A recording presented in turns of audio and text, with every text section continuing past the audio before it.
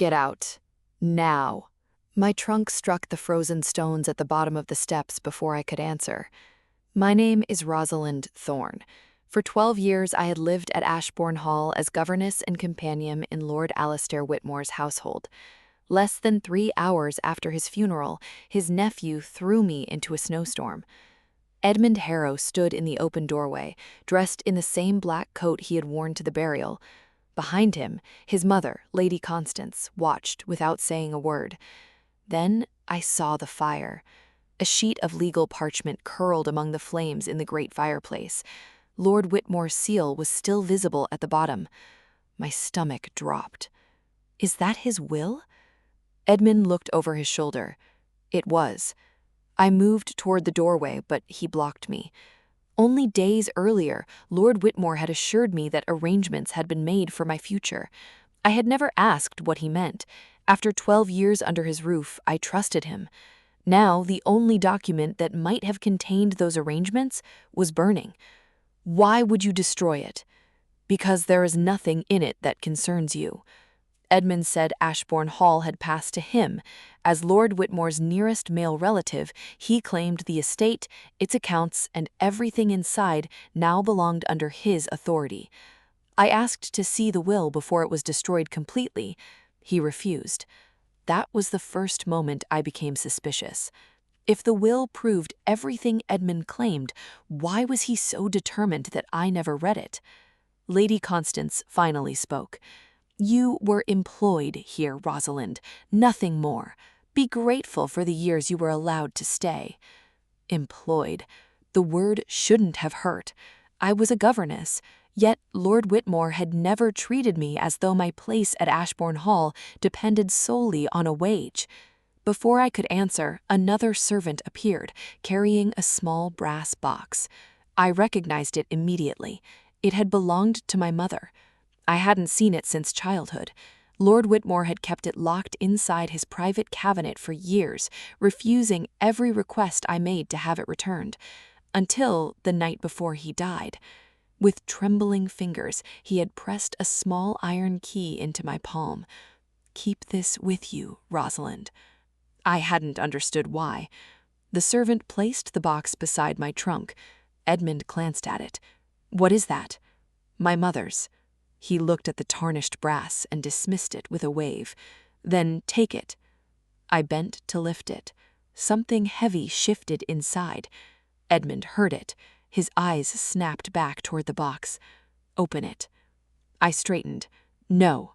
His expression changed. He stepped down toward me and reached for the handle. I pulled the box against my chest. For several seconds, neither of us moved. Then Lady Constance called his name. Edmund looked back at her. Whatever passed between them made him stop.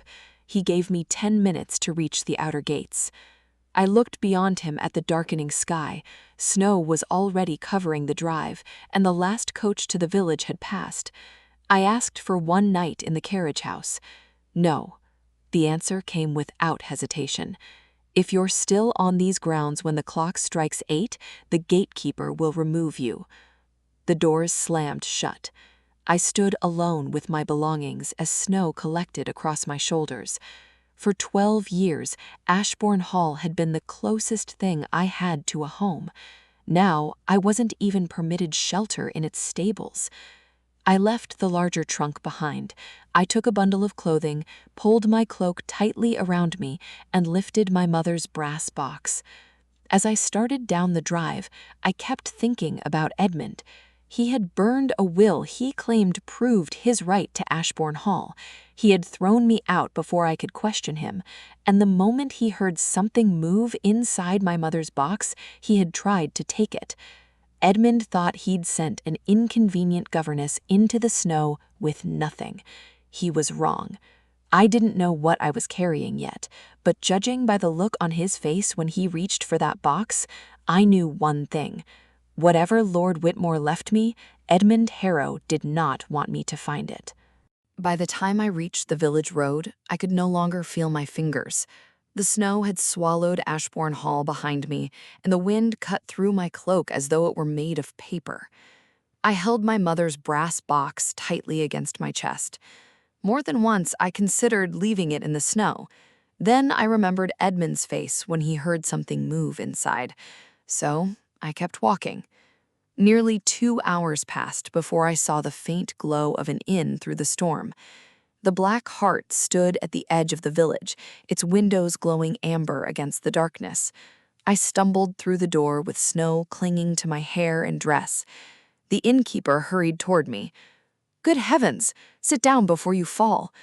He led me to a bench beside the fire and brought me a blanket and something warm to drink.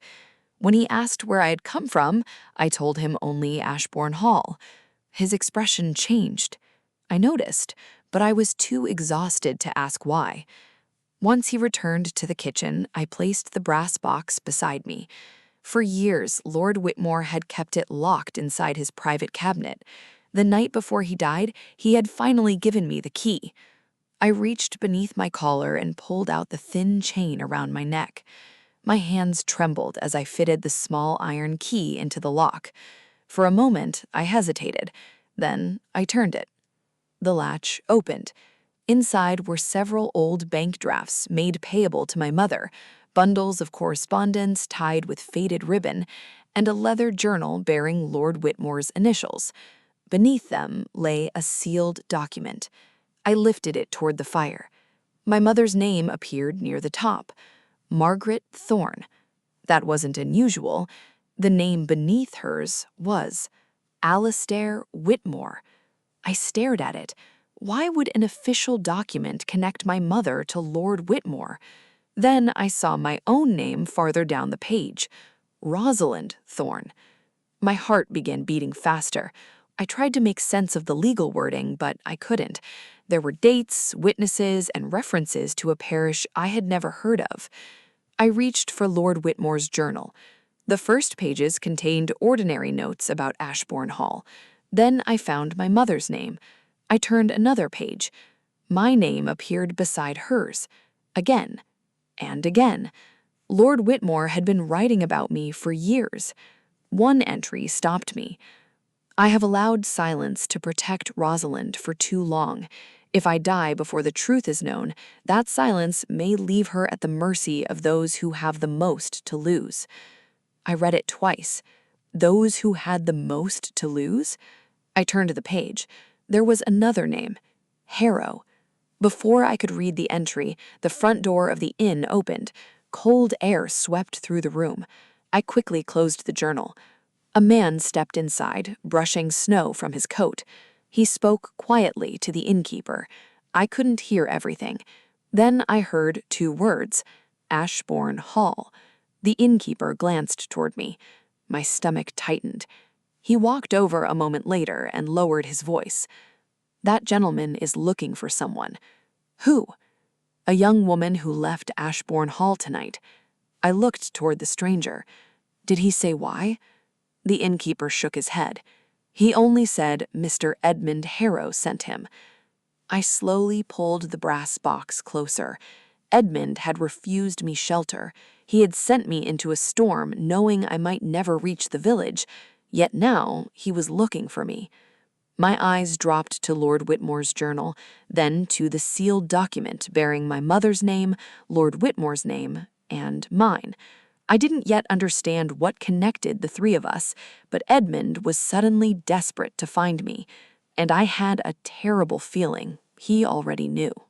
I had spent 12 years believing Edmund Harrow barely noticed me. Now one of his men had followed me through a blizzard. I slipped Lord Whitmore's journal beneath my cloak and locked the brass box. The stranger remained near the entrance, speaking with the innkeeper. I couldn't leave through the front door without passing him. Fortunately, the innkeeper gave me another choice. Without asking questions, he pointed toward a narrow passage behind the kitchen. "There is a stable door at the end." I thanked him and hurried through. Minutes later, I was hidden in an empty storage room above the stable, listening to the storm strike the roof. Only then did I reopen the journal. I found the Harrow entry again. This time, I kept reading. Lord Whitmore wrote that Edmund's father had discovered a secret many years earlier, a secret involving my mother. The next entry finally told me what it was. My mother had not merely worked for Lord Whitmore, she had been his wife. I stopped reading. Margaret Thorne and Alastair Whitmore had married quietly in a small parish before I was born. His family had opposed the marriage because my mother had neither wealth nor title. Lord Whitmore wrote that pressure from his relatives had eventually forced them to live apart, but they had never ended their marriage. I looked again at the document from the box. The names suddenly made sense. It was their marriage record. My hands began to shake. If they had been married before I was born, I turned the page. There it was. One sentence. My daughter Rosalind has spent too many years believing she owes me gratitude for giving her a home, when it is I who should beg her forgiveness for denying her name. I lowered the journal. Lord Whitmore was my father, the man I had served, the man whose books I organized, whose household I helped manage, whose bedside I had sat beside during his final illness. My father. For several moments, anger overwhelmed everything else. He had known. Every day I lived at Ashbourne Hall believing myself fortunate simply to be allowed there. He had known who I was. Then I remembered something else. Edmund. I turned quickly through the remaining pages. Lord Whitmore had been investigating his nephew months before his death. Edmund had been borrowing heavily in London. Some investments had failed. Other debts had nothing to do with business at all. But debt wasn't the worst of it. Lord Whitmore had discovered his signature on financial papers he had never signed. Edmund had been using Ashbourne Hall to secure money that wasn't his to borrow. And if Lord Whitmore died before stopping him, Edmund needed one thing above all else: control of the estate. I finally understood why I had been thrown out so quickly. But one question remained. If I was Lord Whitmore's daughter, what did that make me legally? I returned to the sealed papers. Behind the marriage record was another document bearing my name and date of birth. Beside it was a newer paper prepared only months earlier. Most of its language meant little to me. One sentence did not. Upon the death of Alastair Whitmore, his estate was to pass to his lawful child, not his nephew, his child, me. I covered my mouth. Ashbourne Hall had never passed to Edmund. He had thrown me out of my own home. A sound below made me freeze. Voices. The stable door opened. I heard the stranger from the inn. He couldn't have sent her far in this weather. Harrow wants the box found before morning. Not me. The box. I quietly gathered the documents. Then another voice answered. What if she has opened it? There was a pause. The stranger's reply was low, but I heard every word. Then Mr. Harrow says we have a much bigger problem. Footsteps started up the stairs. I locked the brass box and looked around the small room. There was only one other way out, a narrow hay door overlooking the rear yard. Below it stood a wagon piled high with straw. The footsteps came closer.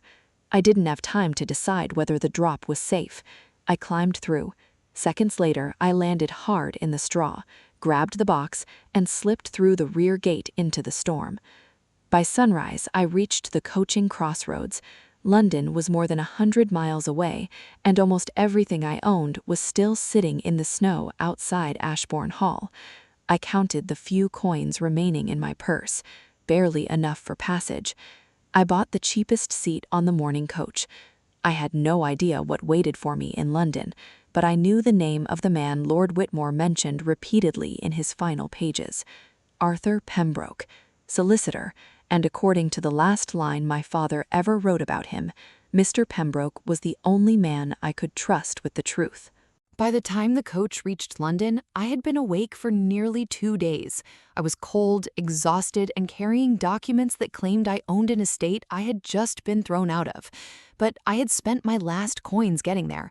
There was no turning back. Arthur Pembroke's office stood on Chancery Lane above a small bookshop. I climbed the narrow stairs and gave my name to his clerk. The reaction was immediate. Mr. Pembroke appeared from his office before the clerk returned. He was an older gentleman with silver at his temples and a face that changed the moment he saw me. "Rosalind?"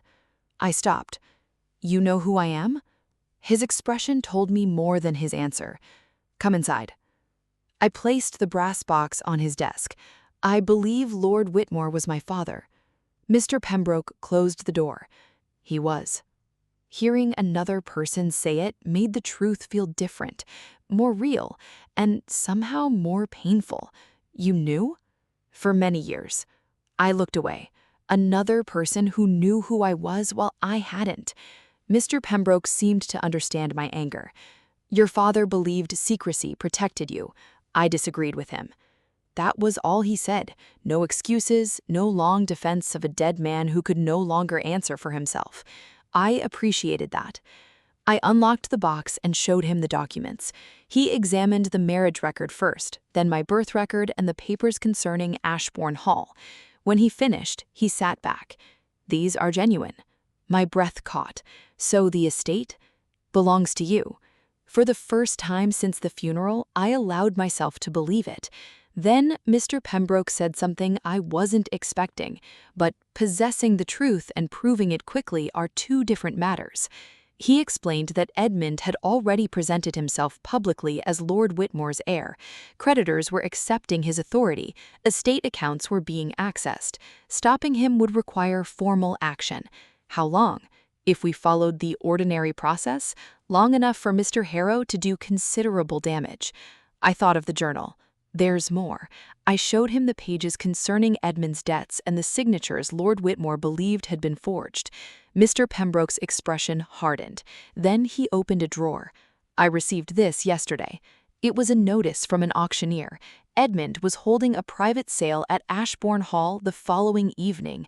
Paintings, silver, furniture, even portions of land were being offered privately to wealthy buyers. He wasn't waiting for anyone to question his claim. He was stripping the estate while he still could. We have to stop him. We will. Mr. Pembroke reached for his coat. But before he stood, he looked at me carefully. "There is something you need to understand. If Edmund realizes those original records survived, he may abandon the sale and disappear before we can prove the fraud." I understood.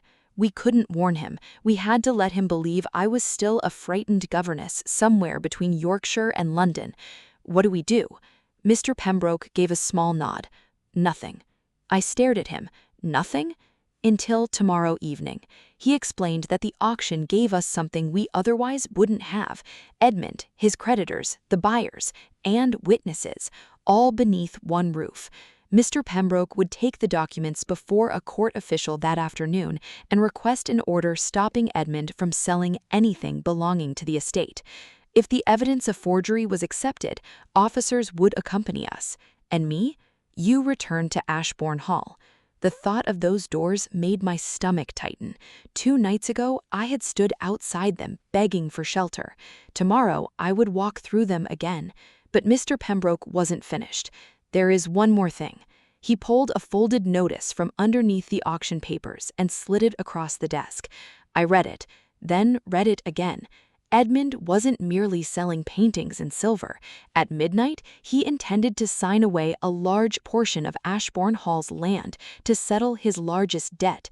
If he succeeded, dozens of tenant families could lose the farms their families had worked for generations. This was no longer only about what Edmund had taken from me. We had until midnight the following night to stop him. The last time I stood outside Ashbourne Hall, I had been carrying a brass box through a blizzard. 2 nights later, I returned in a carriage with a court order hidden beneath my cloak. Through the tall windows, I could see the ballroom glowing with candlelight. Edmund's auction had already begun. Mr. Pembroke sat opposite me. "Remember," he said, "let him speak first." I nodded. The carriage stopped. Inside, dozens of guests crowded the ballroom. Wealthy landowners, merchants, and creditors stood beneath the chandeliers while servants carried champagne between them. Edmund had turned my father's death into a celebration. I entered through a side corridor with Mr. Pembroke. No announcement, no dramatic entrance. I wanted to hear exactly what Edmund was telling them. His voice carried from the ballroom. "The next offering is one of Ashbourne Hall's finest pieces." I stopped outside the open doors.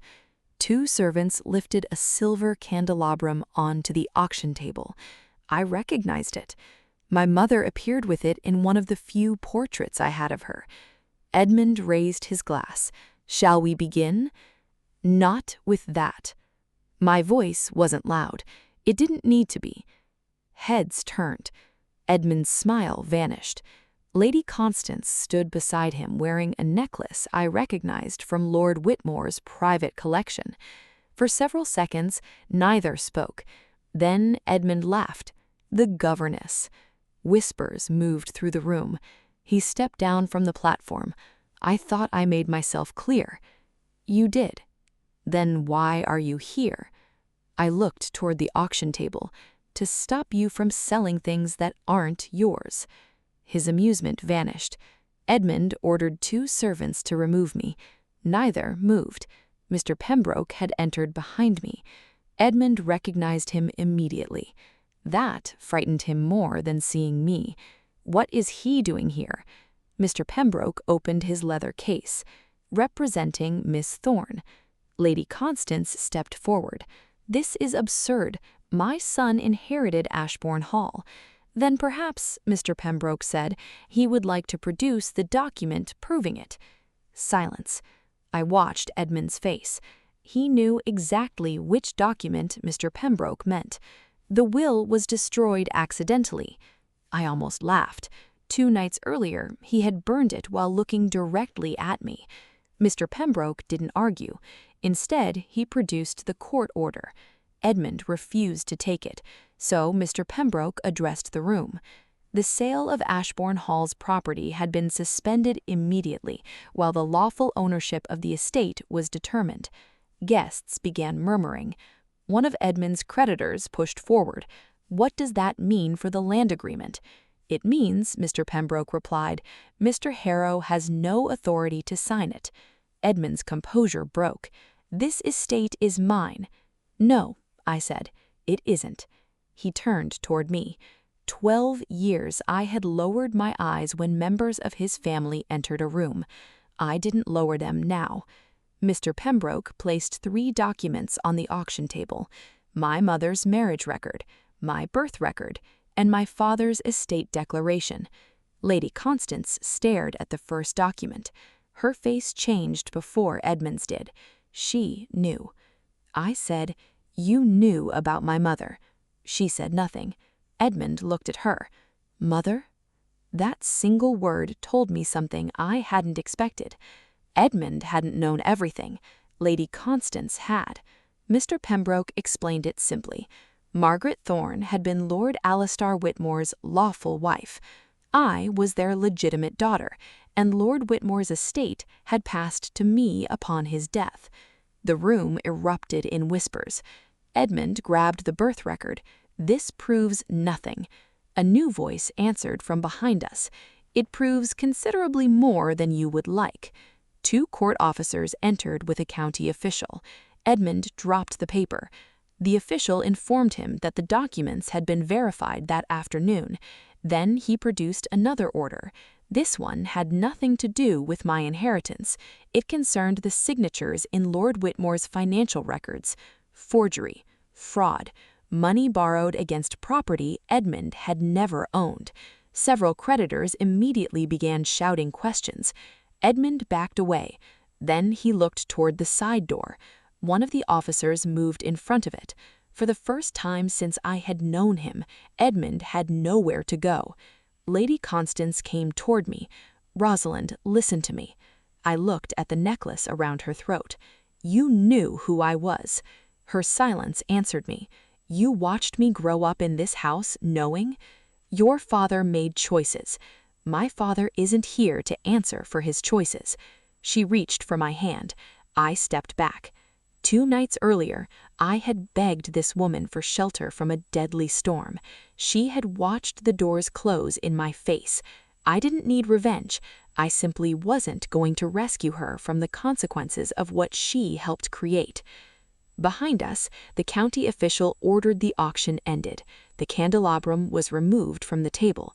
The land agreement was seized before Edmund could sign it, and the guests who had arrived expecting to purchase pieces of Ashbourne Hall began quietly leaving. Edmund was escorted away to answer questions concerning the forged debts. Lady Constance followed separately. I could have remained. Every legal right said I could. Instead, I turned to Mr. Pembroke. "Make certain nothing leaves this house tonight." "Where are you going?" "Back to the Black Hart." He looked surprised. Ashbourne Hall belonged to me now. But ownership and home were not the same thing. I walked outside before anyone could address me as Lady Whitmore. The same steps where my belongings had been thrown into the snow were covered in fresh frost. This time, no one ordered me down them. I descended them because I chose to. The carriage door closed behind me, and for the first time since my father's funeral, I wasn't running from Ashbourne Hall. I was deciding whether I ever wanted to return. I did return to Ashbourne Hall, but not the next morning. For 3 days I remained at the Black Hart, while Mr. Pembroke dealt with the court, Edmund's creditors, and the mess my father had left behind. Edmund was formally charged over the forged signatures and fraudulent debts. Lady Constance was ordered to leave Ashbourne Hall while her involvement was investigated. I felt no satisfaction hearing it. Mostly, I felt tired. When I finally returned, I went first to my father's study. Not the ballroom, not the grand staircase, his study. The brass box sat on his desk as I read the final pages of his journal. There was no hidden excuse waiting for me. My father admitted that he had loved my mother, but lacked the courage to acknowledge her marriage publicly when his family opposed it. After she died, he brought me into his home, telling himself he was protecting me. In truth, he had been protecting himself as well. I closed the journal. I loved him. I was angry with him. Both could be true. Over the following months, Mr. Pembroke helped untangle Edmund's debts from the estate. The tenant farms were protected, the auction was permanently canceled, and everything that could be returned to Ashbourne Hall was restored. But I had spent too many years being told that my value depended upon whether someone powerful allowed me into the room. I wanted something different to come from what I had inherited. The following spring, a small building on the edge of the estate opened its doors.